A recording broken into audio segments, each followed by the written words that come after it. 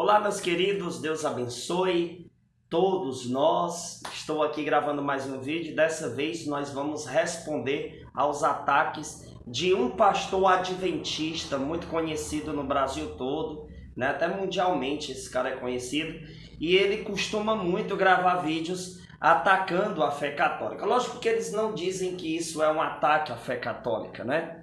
Eles começam sempre com aquele discurso amigável e etc., mas eles acabam atacando sim a fé católica e atacam de forma bem direta. Nós vamos agora assistir um vídeo do pastor Leandro Quadros, ele mesmo. Muitos que me seguem aqui já me pediram para me gravar refutações aos argumentos adventistas e eu vou fazer isso com mais intensidade. Então nós vamos agora assistir um vídeo do pastor Leandro Quadros falando sobre a Santíssima Virgem Maria e ele atacando a nossa devoção à Nossa Senhora. Assista aí o que é que ele disse, logo em seguida veja a minha resposta. Olá, meu amigo, minha amiga, obrigado por sua companhia mais uma vez. Você sabe que o nosso canal no YouTube é um canal em que respondemos perguntas de uma maneira interdenominacional. Mesmo que eu tenha a minha religião, este canal é para você, meu irmão evangélico, meu irmão católico, espírita, budista, hinduísta, shintoísta, você, meu irmão ateu que mesmo não crendo em Deus aprecia o nosso trabalho, a você, meu irmão agnóstico, então você é muito bem-vindo para aqui aprendermos juntos, trocarmos ideias, porque com certeza temos muito a aprender. A vida é uma escola da qual nunca obteremos um diploma de formatura, não é? E hoje eu queria falar sobre um texto usado por alguns irmãos católicos para dizer que Maria não pecou. Esse texto é Jó, capítulo 14, verso 4, onde Jó apresenta uma pergunta retórica. Quem do imundo tirará o puro? Ninguém. Então o que nossos irmãos alegam? Maria não pode ter pecado porque se Jesus é puro e não se pode tirar algo puro de algo imundo, então Maria não era pecadora. Primeiramente, devemos analisar que Jó não tinha em mente falar sobre a natureza da mãe de Jesus. Esse não era o propósito dele. Segundo ponto, mesmo que este princípio fosse válido para Maria, devemos considerar o que a própria Maria disse a respeito dela mesma. Em Lucas, capítulo 1, verso 47, a própria Maria reconheceu que era uma pecadora.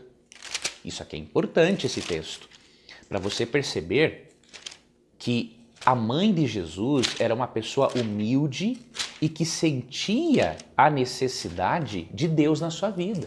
Sentia a necessidade de Deus como seu Salvador. E em Lucas 1, 47, ela diz o seguinte: e o meu espírito se alegra em Deus, meu Salvador, porque atentou na baixeza da sua serva. Pois eis que desde agora todas as gerações me chamarão bem-aventurada. Maria sabia que seria bem-aventurada por ela abrigar a segunda pessoa da divindade no seu ventre. Porém, ela reconheceu que Deus era o seu Salvador. E no verso 48, de acordo com essa tradução da Almeida Revista, a Almeida Fiel, não é? Ela diz assim que o Senhor atentou para a baixeza da sua serva. Ela se colocou como uma pecadora inferior a Deus e como uma pessoa que necessitava de um Salvador. Considere também que muitas coisas que Jó falou no seu livro não foram aprovadas por Deus, porque Jó estava num momento de aflição e estava em desabafo. Por exemplo, muitos conceitos que Jó apresentou foram corrigidos por Deus. E aqui em Jó capítulo 42, verso 2, verso 3, Deus fala para Jó assim, ó: quem é este que sem conhecimento encobre o meu conselho? Então, Deus começa a questionar ao próprio Jó pelas coisas que ele tinha falado. Então você não pode pegar a citação de Jó como uma verdade absoluta, até porque Deus estava corrigindo Jó. E um outro detalhe importante, temos que considerar Romanos 3,23. Romanos 3,23 não dá brecha para a impecabilidade ou para a Imaculada Conceição. Em Romanos 3:23, Paulo diz assim, porque todos pecaram e destituídos estão da glória de Deus. Veja, todos pecaram. Se Maria não tivesse pecado, isso teria que ser uma informação muito bem clara na Bíblia para nós. Deus não nos deixaria sem esta informação, mas pelo contrário, em Romanos 3:23, a Bíblia diz que todo ser humano pecou e que carece da glória de Deus. Até mesmo Maria estará no céu por causa do sacrifício de Cristo. E um outro detalhe para finalizar, perceba que em Romanos capítulo 3, fala-se da depravação da raça humana. E no verso 10 diz assim, não há um justo, nenhum sequer. Ou veja, Maria também não é considerada santa, impecável. Paulo coloca todos os seres humanos como pertencendo farinha do mesmo saco. Todos precisam de Jesus para serem perdoados e para serem salvos. Creia na doutrina bíblica. Coloque a Bíblia acima da tradição da sua igreja. Eu tenho certeza que quando Cristo voltar e você encontrar Maria depois de ressuscitada, ela vai ficar muito feliz em saber que você adorou e venerou o Filho Jesus e não a Maria, que nunca assumiu para si qualquer prerrogativa divina. Um grande abraço, Papai do Céu lhe guarde e até o nosso próximo encontro. Bom, meus queridos, eu até tive que anotar aqui os pontos que esse pastor falou, né? Primeiro, eles vêm com essa linguagem amigável, né? Para poder chamar a atenção das pessoas, dizer que não, esse canal aqui, gente, é para todos, né? Você que é católico, não sei o que, começa a fazer isso para ser uma das formas de abordagem para que eles chamem as pessoas, chamem a atenção das pessoas. Os adventistas têm essa estratégia de dizer que venha estudar a Bíblia conosco. Nós fazemos o estudo bíblico, né? Falamos apenas o que é bíblico. E daí ele usou aqui algumas argumentações, né? Que vocês acabaram de assistir. Eu estou aqui com uma Bíblia de tradução protestante na minha mão. É a Bíblia apologética, como apócrifos, né? Eles chamam aí os livros que eles têm a menos na Bíblia deles de apócrifos. E eles chamam dessa forma já atacando. Então nós vamos argumentar aqui sobre cada ponto que o Leandro Quadros aí distorceu, tá certo? Primeiro, ele falou que Jó capítulo 14, versículo de número 4, não pode ser um texto que se aplique referente a Nossa Senhora, porque Jó não tinha um objetivo de falar sobre Maria naquele determinado texto. Meus irmãos, quem entende o mínimo de teologia, quem entende o mínimo de estudo bíblico, sabe muito bem que nós fazemos ligações dos textos do Antigo Testamento com os do Novo Testamento, que existem essas alusões, né?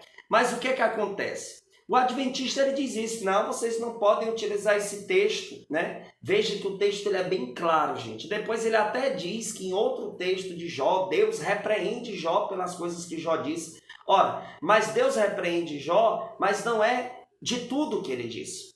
Deus não repreende Jó afirmando que tudo que ele disse era errado. Então, essa comparação do pastor Leandro Quadros é uma comparação desonesta.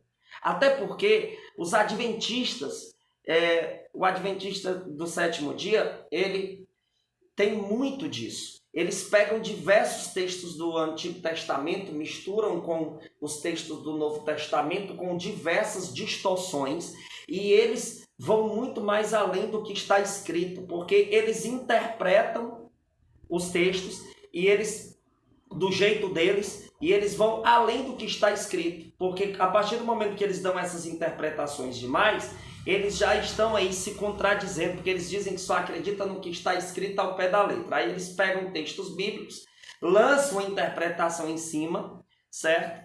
E dizem que a verdade é aquela que eles explicam e pronto. Então veja só como eles são desonestos. A gente utiliza um texto do Antigo Testamento, eles dizem que não pode fazer isso, porque não era o objetivo de Jó falar diretamente à Virgem Maria. E daí eles falam que não pode fazer isso, mas eles fazem isso demais né? Principalmente com os textos de Daniel, misturando com os textos de Apocalipse, eles vão fazendo diversas distorções. Mas quando o católico faz isso, não pode, mas o protestante pode. Então aqui, a primeira resposta a esse ataque dele é essa, né? Nós citamos Jó 14,4 porque lá está muito claro isso, e não está errado o que Jó disse. Então Deus repreendeu Jó pelas coisas erradas que ele disse, e não pelas coisas certas que ele disse. Jó não errou de ter falado aquilo. E aquilo, de forma muito clara, pode ser ligado, sim, à Santíssima Virgem Maria, porque, como nós sabemos, Nossa Senhora, ela é uma exceção. E é isso que eu quero abordar aqui na segunda argumentação do pastor Leandro Quadros. Vamos aqui para o texto que ele mencionou, certo? Ele fala... não posso deixar aqui passar que ele falou que Maria reconheceu ser pecadora lá em Lucas 1,47, quando reconheceu que Jesus era seu Salvador. Como eu já expliquei isso diversas vezes, existem duas formas de você salvar alguém. Antes da pessoa cair num buraco ou depois que ela cair. Nossa Senhora foi salva antes de ter qualquer pecado. Ela foi uma exceção do próprio Deus. Deus predestinou-a para isso. Então, aqui não é prova que Maria tinha pecado algum quando ela disse que Jesus era seu Salvador. Em Deus, meu Salvador.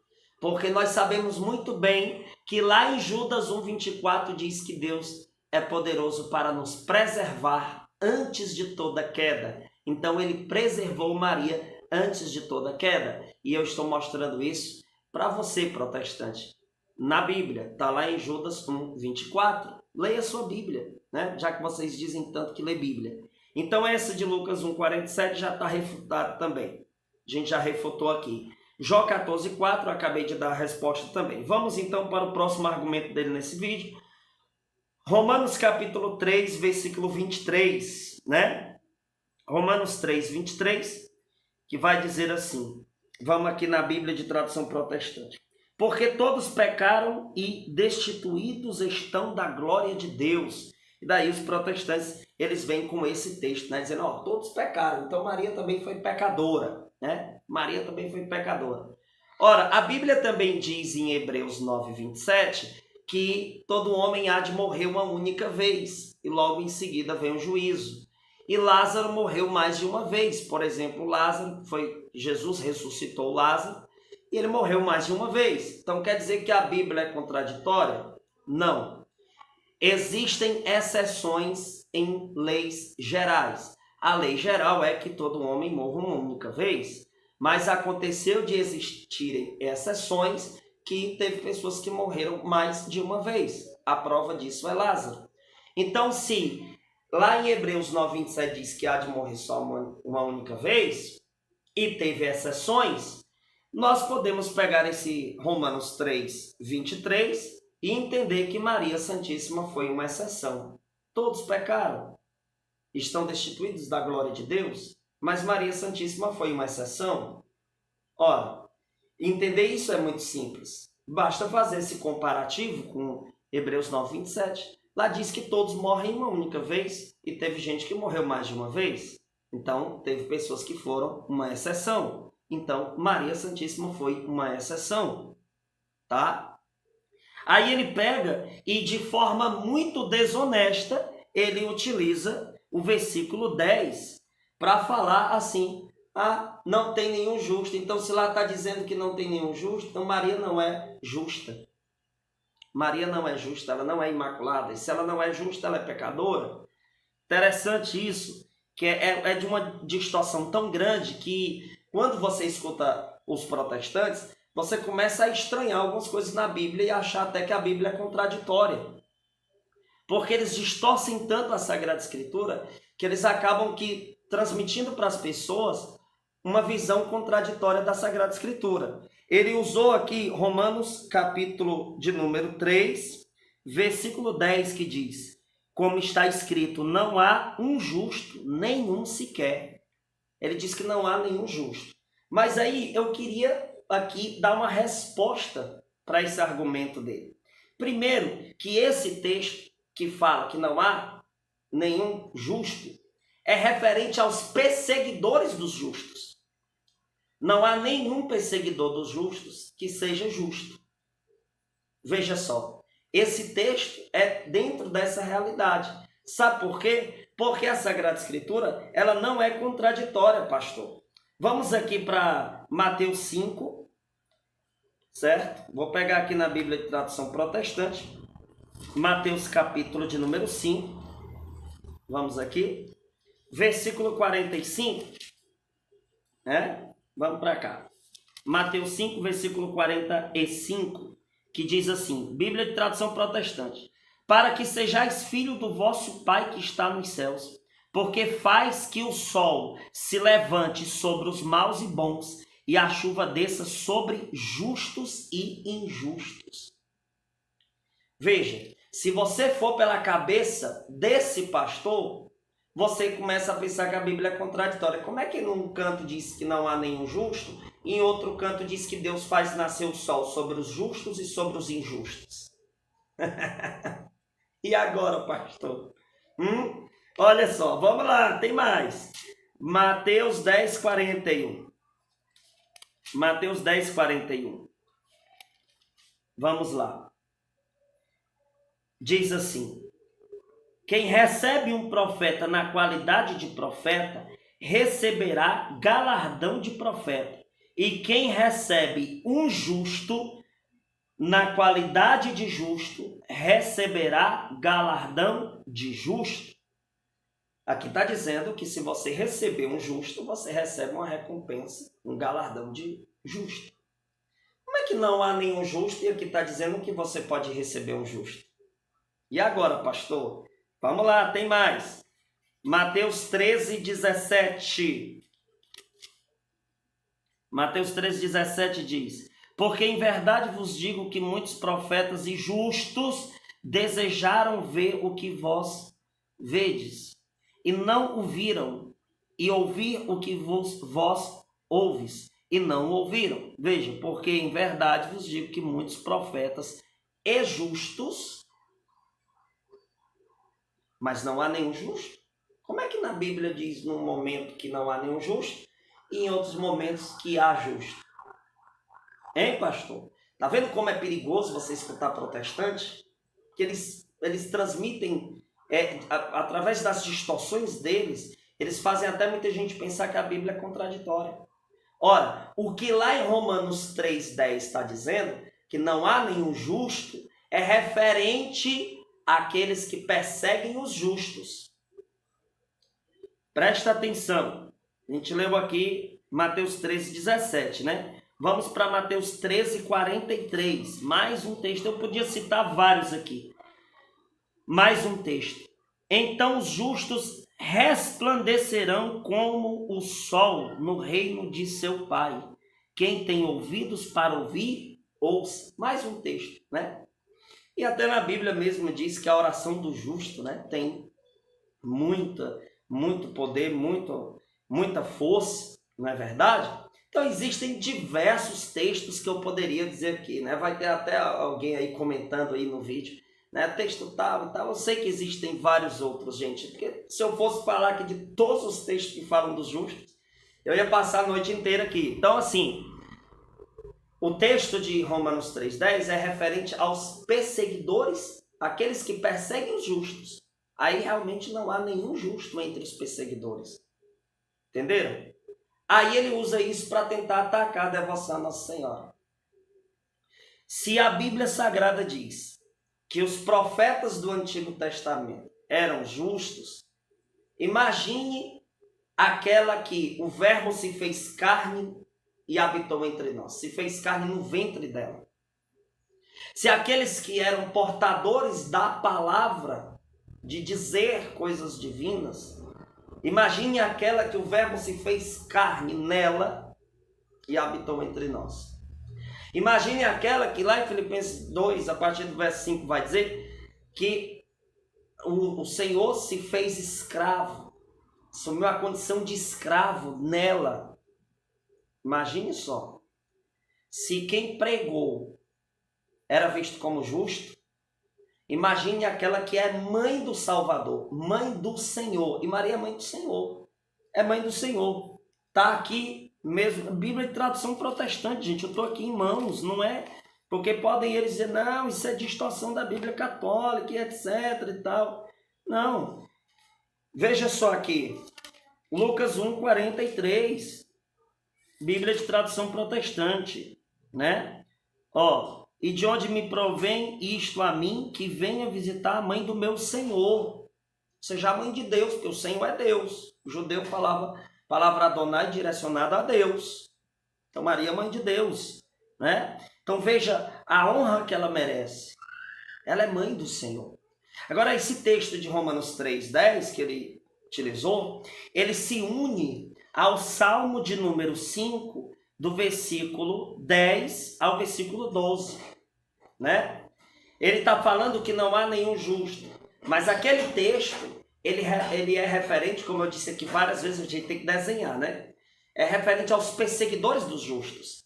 Quer ver a prova?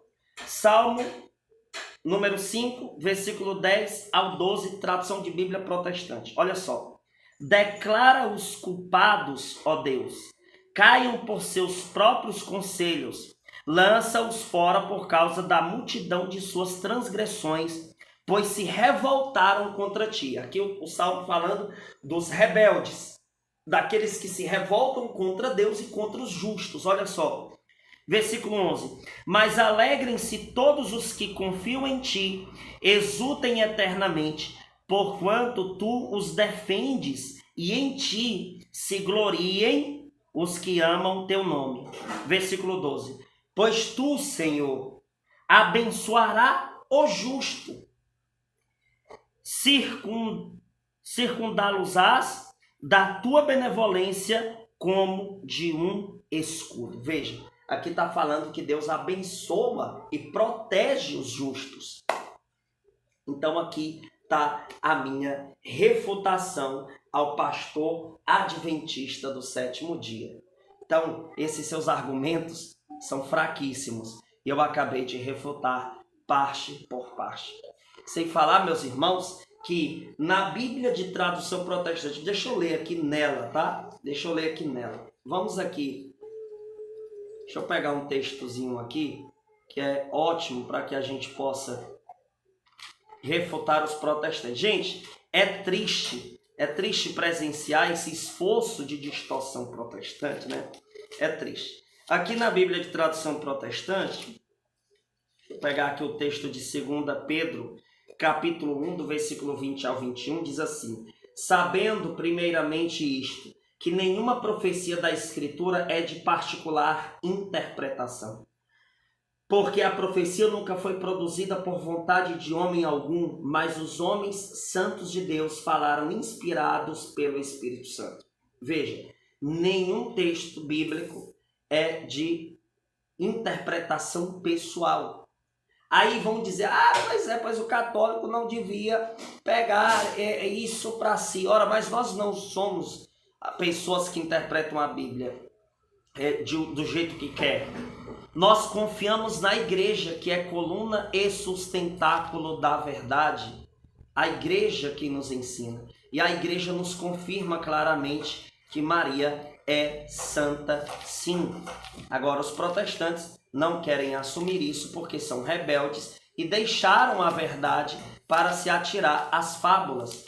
Está aqui na própria Bíblia de tradução protestante, 1 Timóteo 3,15. Mas se tardar para que saibas como convém andar na casa de Deus, que é a igreja de Deus vivo, a coluna e firmeza da verdade. Então, quem nos ensina a interpretar a Sagrada Escritura é a igreja, porque a igreja ela tem essa autoridade por ser a coluna e sustentáculo da verdade. E existe uma hierarquia na igreja. Existe um pastoreio na igreja. Então, nós não somos como vocês, que todos usam a mesma Bíblia, mas possuem diversas interpretações diferentes uns dos outros. Existem diversas seitas protestantes e vocês não têm unidade. Então aqui está a minha refutação aos ataques desse pastor protestante. Gente, vocês que estão me assistindo agora, que ainda não compraram os livros que eu escrevi, né? São e-books, eu envio para vocês pelo WhatsApp ou por e-mail, tá?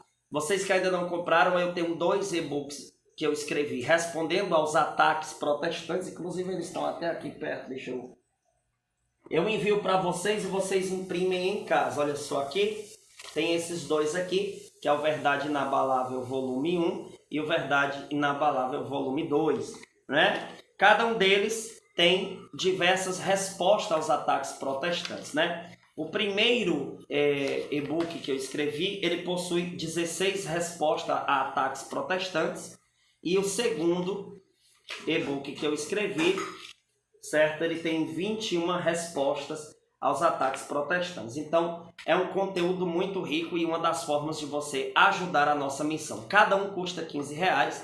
Eu envio para vocês por internet e em casa vocês imprimem como eu fiz aqui, tá bom? E também tem um novo que eu escrevi, que foram 50 perguntas que me fizeram e eu dei 50 respostas. Esse livro está muito, muito completo, gente. Então, ajuda a missão. Esse custa apenas R$20. E você que se sentir tocado a ajudar a nossa missão financeiramente, a cumprir com suas responsabilidades. Gente, nós temos muitas responsabilidades financeiras, então envia um Pix para a gente com R$10, 20, quanto você puder. Se você puder, tá aqui o nosso Pix na tela do seu celular, tá certo? Então, se você puder, envia. Pode ser qualquer valor, tá bom? Vai ajudar muito. Então, ajuda a gente, tá? Se você puder, nos dá essa força para que nós possamos continuar o nosso trabalho de evangelização, tá bom? Então, meus amados irmãos, compartilhem esse vídeo o máximo que vocês puderem em todos os seus grupos católicos. E eu peço a galera aí para me seguir também no Instagram, @DanielSilveiraFonteles. Deus abençoe e até a próxima. Salve Maria.